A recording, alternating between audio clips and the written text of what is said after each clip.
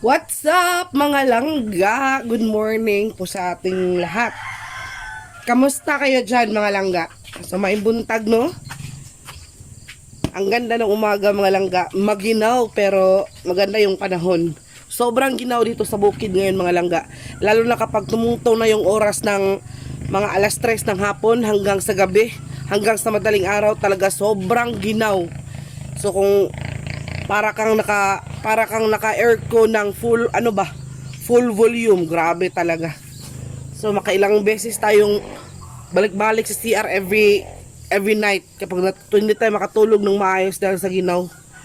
So kailangan sana ng ng kanang magmedyas ba, pero kuan man kanang samok mang magmedyas, pero bahala na lang, basta importante ha. Maganda din naman yung maginaw kay magandang magginaksanay, char, bitaw eh. So sa mga nag-aalala kay Papa, don't you worry mga langga. Medyo parang okay na naman siguro sa Papa. Tatanungin natin sa Papa kung nakatulog. Pa, nakatulog kagabi eh.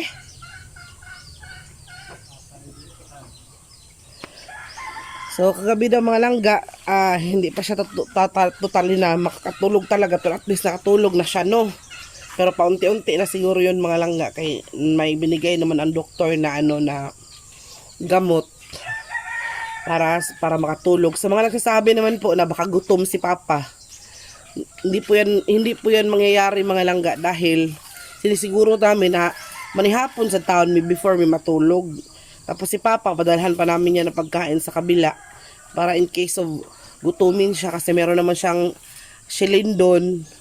So padalhan namin siya ng mainom, Milo, kanin in case of gutumin siya. Pero kinabukasan mabalik lang yung pagkain dito sa amin. Hindi daw siya nagutom. Talaga hindi lang siya makatulog. Siguro nga dahil sa mga langga. Dahil sa kanyang kanang edad na ba. Meron kasing ganun mga langga. May kilala akong ganun. Si Auntie Josie, ganun din. Siguro dahil kapag tumuntong na sila sa senior age or 60, parang babago na yung kanilang kanang gana sa pagtulog bitaw. Meron din naman na hindi naapektuhan. Pero meron din talaga mga langga na ganun yung problema. Hindi lang si Papa, marami dito na mga seniors na ganun din yung problema. Kaya yung iba nagpapatulong sa hindi nga talaga maganda kasi nga nakakasama yung sleeping pills. Pero kapag galing naman sa doktor, trusted and naman yun, pag prescribe talaga ng doktor mga langga. Kaya hopefully na si Papa, magiging okay na. Pero kahapon naman pagdating nila galing hospital, doktor, ay nakatulog naman siya ng araw mga langga. Kaya ayun, hindi na kami masyadong nag-alala ba. So nakakapag-alala talaga no, kapag yung magulang natin ay merong dinaramdam o merong meron ka ng mga sakit. Kasi kung pwede lang talaga walang sakit no sa pamilya ba. Pero minsan talaga ganun. Kaya yun mga langga, hopefully na magiging okay na si Papa no. Pero huwag kayong mag-alala. Dito naman po kami, inaalagaan naman po namin siya lagi as usual. Kailangan talaga natin alagaan yung magulang natin mga langga. May sakit man sila o wala, kailangan talaga natin sila alagaan. And of course, sa mga nagsasabi naman na sa mama ko na dapat dito lang din, dito na si mama. Dahil wala naman kaming anak ni Insik.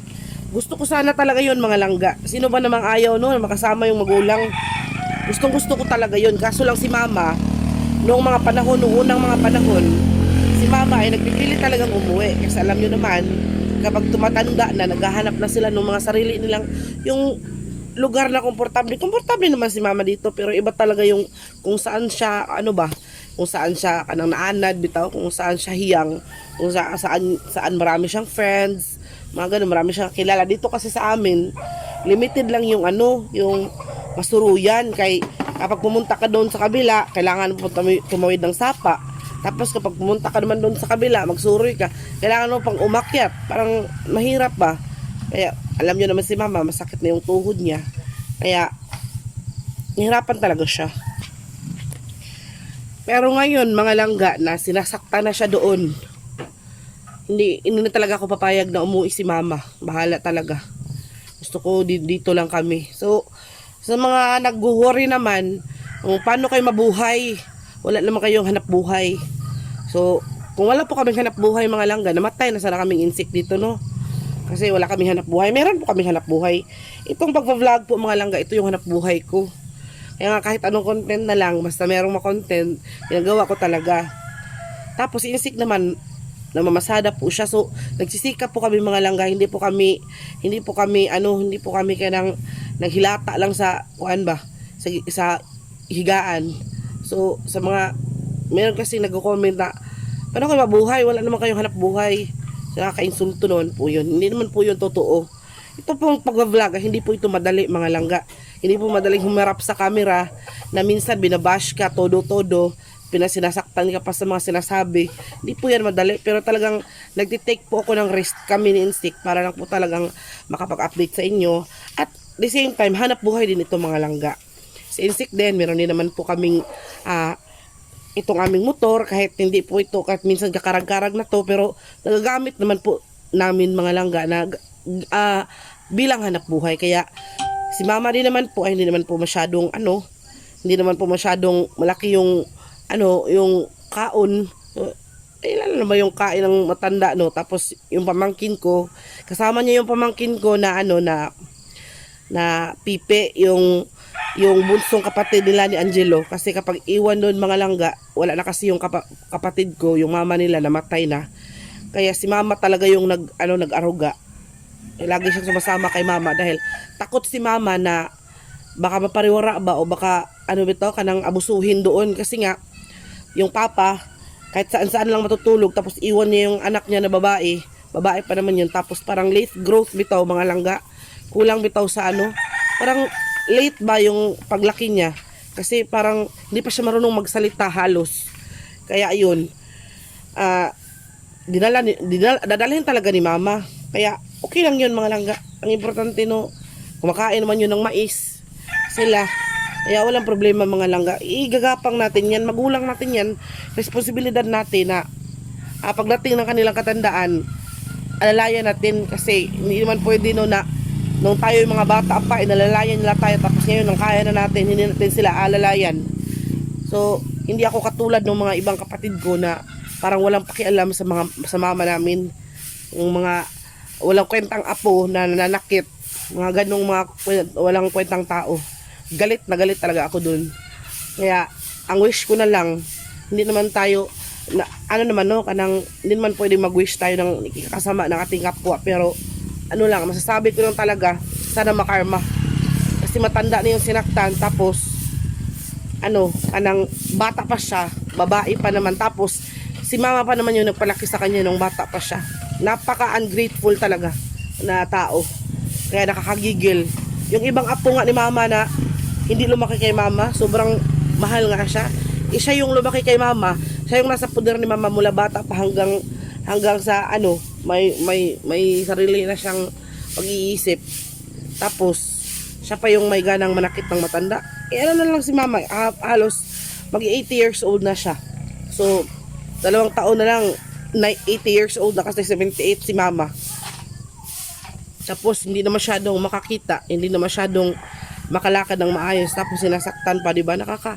Talagang nakakawindang, nakakagigil, nakakagalit talaga. Kaya ayun, si mama papuntahin ko talaga dito siya. So ngayon po ay si mama ay nagre-ready lang ng kanyang mga kailangang iligpit doon, tapos kailangan niyang iwan ng mga documents niya kasi nga senior citizen, kailangan maiwan yung ID niya, yung authorization niya. Talagang tinatapos niya muna lahat bago siya pumunta dito mga langga.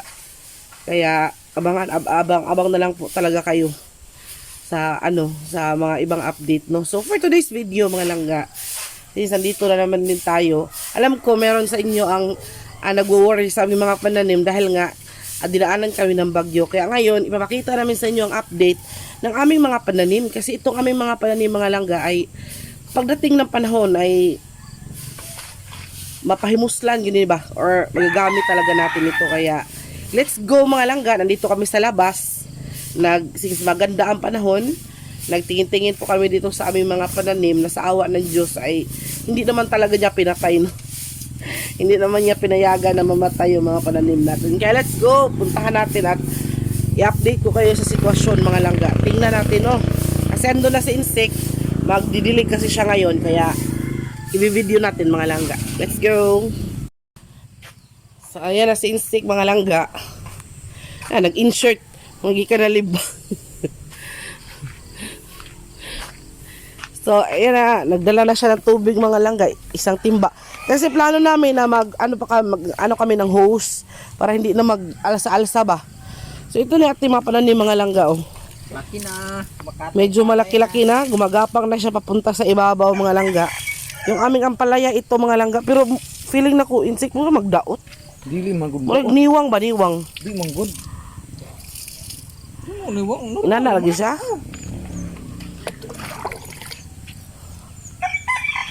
Tapos ito namang ating mga langga, oh, string beans. Sitaw. O di ba? Huwag ginitubo akong pipino, no? Nakita no? Tama na lang akong lain. Gusto ko talaga sana mga langga magtanim ng pipino. Kaya mahal naman ang pipino dito sa bayan. Ayan yung ating string beans, oh. Batong nato. Ang uban ni Katay, ang uban ni Hapa. Ang Hapa na siya. Oh, ito yung nangyari mga langga pagkatapos ng bagyo, ni Hapa ang ating kuan. Dumapa yung iba nating mga sitaw, no? Kung mabalik ra man sa good kuan. Na, dumapa siya. Pero unsa naman na yan, ah. Yung sobra ng bagyo mga langga, mabuti na lang hindi talaga siya nasira. Kuan lang gud sa tungkuan. Mukatay ra gina siya. Ito namang ating agbati mga langga, oh. Tumubo na siya mga langga, oh. Oh, humubo na yung ating mga agbati, no? Medyo malaki-laki na yung ating mga agbati ba?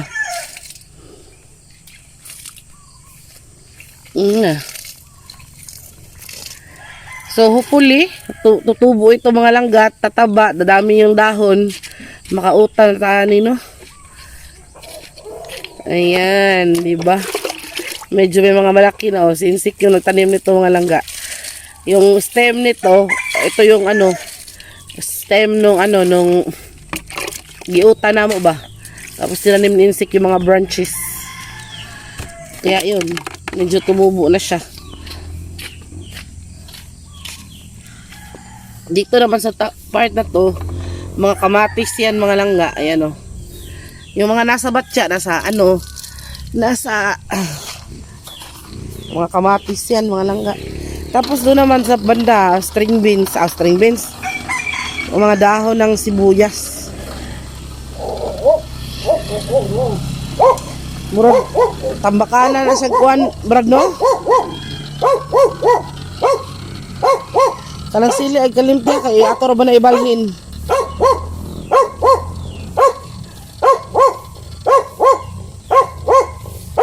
Atsal ra.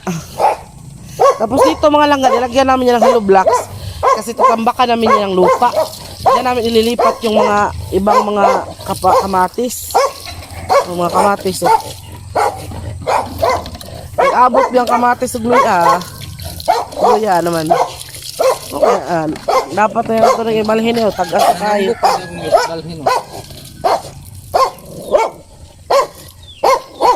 Tambok. Pero itong palayan itong balde, namatay. Matay buwa. Ako, ta maging doon. Apel ang ubo na nagkuan sa udo. Kaya namin tao nga ako spray na nambukuan man. Okay man. Ayun, talong natin mga langga. Namunga siya ng isang piraso. Apel yan itong taong lang, kay namunga na ba yung taon na namuwak.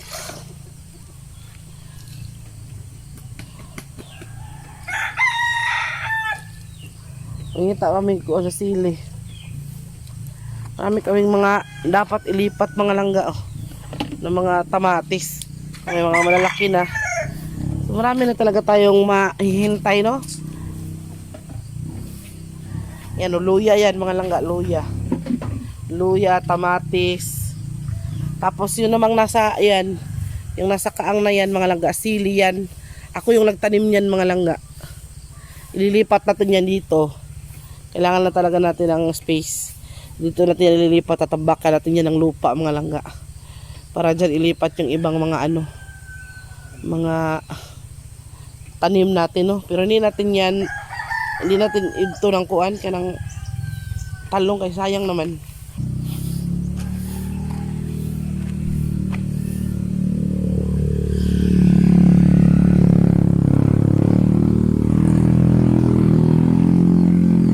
Ano tayo sa isik, mga langga, kayo. Grabe kasi yung hangin kahapon, tapos maraming mga mga sagbot sa atop. Maraming mga dahon sa gutter.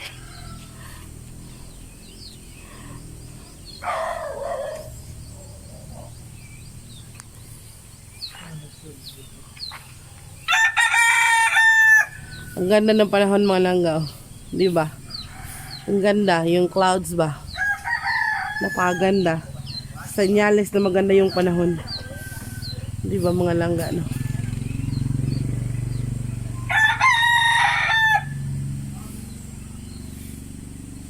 Ang mansyon ni Inday Lucy.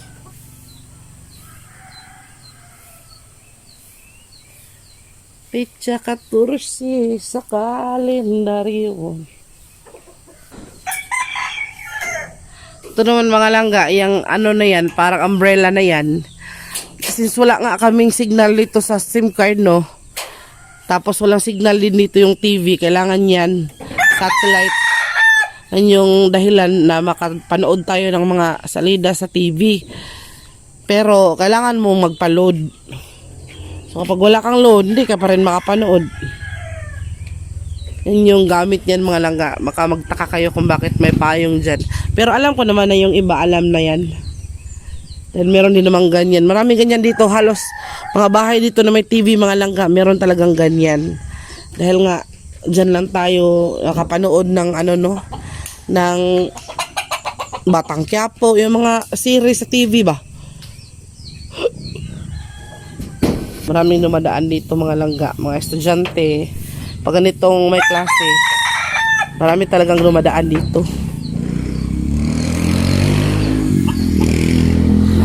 Yung iba nagmumotor yung iba, natin ng mga magulang nila. So kapag ganitong araw, marami talagang dumadaan dito. Every morning and every afternoon. Sa hapon, susunduin naman sila. Si Spengs, mag-aral ka, Spengs. Spengs, galing yan sa walking si Spengs, mga langga. Kapag galing sa walking itong aming anak, mga langga, dito talaga namin yan ilalagay sa sa labas, muta. Kay kuan man, pag hindi siya tinalian, tatanggalin naman namin yung tali, mga langga, kapag nasa loob. Pero kapag ganitong nasa labas siya, kailangan kasi siyang talian, mga langga, kay baka bugnoon siya mga iro nga dagko ba, baka mamatay itong aming anak, tatay na. Marami kasing aso dito sa amin, mga langga. Bebe, si hi to Tita Bibian. Hi tita, mong anak, gimuta, Agwapo naman lang dyan, ni mataan eh. Ngayon, mga langga, mga estudyante yan, mga langga. Yung iba, nagmumotor na lang sila ng sarili nila. Yung iba, hinahatid pa. Marami talagang tao kapag ganitong araw, maraming dumadaan. Pero kapag Sabado at Linggo naman, mga langga, nako, yung paligid parang nasa nasa disyerto. Sobrang mingaw. Wala kang minsan-minsan ka lang makakarinig ng sasakyan. No? Ito namang aming pusa na si Ding, gitugnaw na nagsigigyo ko. Oh! Nagsigig tikos-kos. Mong Dingkoy. Dingkoy. Ang nangay hugo kay ilong. Dingkoy. Hugo kag ilong. Agay, kay gwapo. Oh. Alisa pa. Sayan si Papa, mga langgo. Alay, padulo. Mura mo kag vlog eh. Eh, nagtapion kasi mundughan. Na broken hearted kasi mong uyab mo nang di ka katog. Pero nakatugtog ka. Nakatugtog. Hapon to pag-abot. Nakatugtog ko na siya mga langga. Pero paunti-unti na yan maano no. Si Papa kasi ngayon dahil nga hindi siya makatulog kaya medyo napansin namin na luspad ba or na mumutla bitaw siya kasi nga walang tao na hindi mamumutla kapag kulang sa tulog, kulang sa pahinga mga langga. Siguro nga dahil sa pagindaro niya ba? Or siguro nag-isip siguro na siyang uyab. No, nagsisigil na sa imong uyab no. Wala. Grabe yung lamig dito mga langga kaya dito nag-jacket, nagpajama. Oh. Sa insik mga langga nakapasadang ng bata, naghatid siya ng bata sa school. Mga langga. Minsan mga langga may magpapahatid kay insik sa school kapag talaga medyo late na ba. Insik. Malapit na naman yung school mga langga. Pero kailangan pa rin talagang kuan sakayin ba. So ayun mga langga. Yun yung video natin for this morning mga langga no. So bago po ako maglinis ng bahay, nag-video po muna ako mga langga kasi excited akong ipaalam sa inyo or i-update sa inyo yung yung kalagayan ng aming mga tanim, kalagayan ni Papa, and of course kay Mama.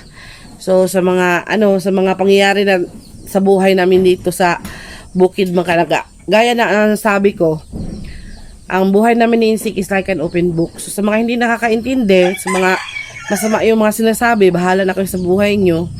Ang sa amin naman ay wala po kaming inapakang tao. Wala po kaming sinasaktan. Kami po ay nagsikap mga langga. Hindi po madaling humarap sa camera at magsalita ng mga kuhan. Magsalita sa harap ng camera mga langga. Hindi po yun talaga madali. Nakakahiya. Nakakakuan ba? Baka kasi kanang kahit anong ganda ng sinabi mo, kahit anong ganda ng mukha mo, kahit anong kinis pa yan ng pagmumukha mo, meron talagang masamang masabi sa iyo ang ibang tao. Kaya itong pagbablog mga langga ay risky din. Hindi ito madali talaga kahit subukan nyo. Hindi madali, hindi ka din sigurado kung may manonood sa'yo. Kaya nagtitake po kami ng risk. Kaya ito po ay hindi madaling hanap buhay mga langga. At hindi din madali ang mga pinagdaanan namin ni Insik para umabot kami sa sa ganito na merong mga kagaya ninyo na mga nakakilala sa amin, lalo na yung mga ating mga mahal na OFW na talagang nakaka-overwhelm kapag sinasabi nila na kanang masaya sila kapag napanood yung video namin dahil parang nakakauwi na din sila sa mga province nila, nakakasama nila yung mga pamilya nila. Masaya din kami doon mga langga. Kaya kahit gusto man naming itigil na to or kahit kanang minsan na panghihinaan ng loob dahil nga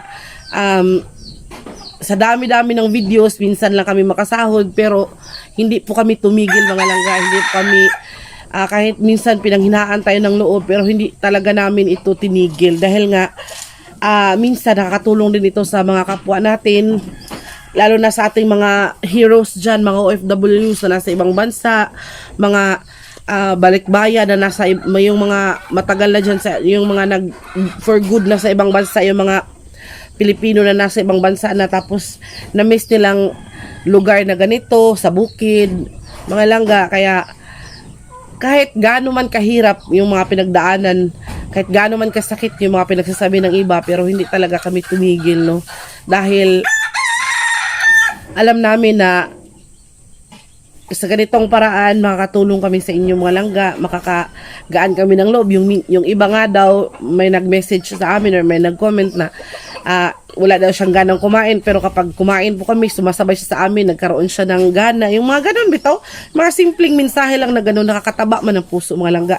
So kahit hindi po kami sumahod lagi sa aming YouTube, sa aming ganito naming hanap buhay, pero sa mga ganun lang ng mga comments, parang parang naka-jackpot na kami kasi sino ba naman tayo no? Sino ba naman kami ni Insik? Sino ba naman kaming pamilya?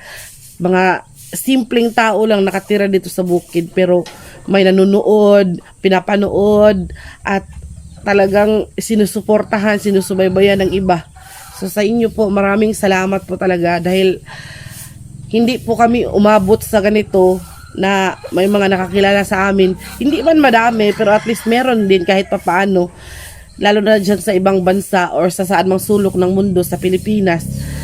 Lalo na sa Pilipinas, kung hindi po dahil sa inyo mga langga, dahil kung hindi po kayo, hindi po dahil sa inyo na nanonood, wala po kami dito, wala pong Langga Insik Vlog. Kaya malaking utang na loob po talaga namin sa inyo. Kaya hindi po ako magsasawa mag-update kahit gaano pakaliit na kailangan i-update, nag-update po talaga ako. Kasi yung iba kasi, mabehind sila, marami na silang mga tanong, kaya sasagutin talaga natin kahit anong mangyari. Kasi para sa akin, para sa amin ni Insik, obligasyon namin yun since nasimula namin na maging open sa inyo. So kailangan nyo pa rin malaman yung update sa buhay namin mga langga. Kaya pasensya na kayo kung lagi nyo mapapanood itong aking pagbumukha, marinig itong aking boses, itong nakakairita ko doon na boses sabi ng iba. Pasensya na po kayo, pero obligasyon po namin ito dyan sa inyo para malaman nyo kung ano yung update po namin dito sa bukid mga langga. Sa mga nag-worries po dyan kay Papa, don't you worry po mga langga dahil di po namin pabayaan. Mahirapan po kami dito, pero busog naman po si Papa sa pagmamahal. Hindi naman po hindi naman po masagana yung pagkain namin sa lagi, pero busog naman po siya sa alaga po namin ditong mga anak niya, mga langga, no? So ako po kasi mga langga, wala na po akong papa. Kaya yung pagmamahal ko para sa papa ko, binubuhos ko para kay Papa. And of course, salamat din po ko dahil meron pa akong mama, kahit pa paano na kahit siya na lang ay kahit hindi na siya masyadong makakita, pero at least maririnig niya pa rin kung ano yung mga sinasabi ko, mabibigyan niya pa rin ako ng payo kahit paano mga langga. Yun yung nakakamiss. Kasi pag wala na yung magulang natin, mamiss natin yung mga payo nila, yung mga mga guidance nila sa atin, yung mga paunawa nila tungkol sa buhay-buhay, kasi sila kasi yung nauna sa duyan. Tayo kahit medyo matured na, meron pa rin namang mga pangyayari na kailangan para nating unawain talaga. Kaya sa pamamagitan ng ating mga mama at papa, doon natin maintindihan yung buhay, yung mga pangyayari, mga langga, no? Kasi minsan malilito pa rin tayo, no? Pero dahil sa pamamagitan ng kanilang guidance, kanilang mga payo, paunawa, marami tayong naintindihan at marami tayong nalalaman mga langga. Kaya sobrang salamat talaga sa mga magulang natin. Kaya kailangang mahalin, hindi kailangang saktan. Hindi nga natin kayang saktan yung ibang tao, lalo na kaya yung mga kadugo natin, yung lola natin, yung mama natin, no? Kaya kapag nakakita talaga ako ng mga videos na ganyan, lalo na yung nag-viral na sinampal yung matanda ng tabo. Kaya yun mga langga, medyo mataas itong aking sinasabi at baka magsawa na naman kayo. Good morning ulit sa inyo mga langga. Update namin kayo sa lahat ng mga pangyayari namin dito sa bukid. And shout out po sa lahat, shout out po sa inyo. Maraming salamat po, shout out to Vivian na nasa Manila ngayon, na nasa Pilipinas ngayon, na dumadalaw sa kanyang mga pamilya dito sa Pilipinas. Shout out po sa inyong lahat. Maraming salamat po sa inyong lahat sa palaging panonood. Shout out to Ma'am Claripil. Hello, thank you po sa inyo. Kay Ate Yumi, sa lahat. Hindi ko man ma-mention lahat. Auntie Josie, sa lahat po ng subscriber ng Langga Insik Vlog. Thank you ulit sa inyo. Maraming salamat sa inyo. Hindi ko man ma-mention lahat, pero alam ko na alam nyo kung gaano namin kayo kamahal ni Insik. So hanggang sa susunod mga langga, hanggang sa muli. Thank you ulit. And God bless po sa ating lahat. Mag-ingat po tayo lagi sa lahat ng panahon. Mag-pray lang po dahil yun po ang pinaka-mabisa at pinaka-powerful na na gagawin para po sa lahat ng bagay, sa lahat ng guidance, sa lahat ng mga hiling sa buhay. So, pag-ampo lang, ugdunggon ka sa Ginoo. So, God bless you. Mabuhay tayong lahat mga langga.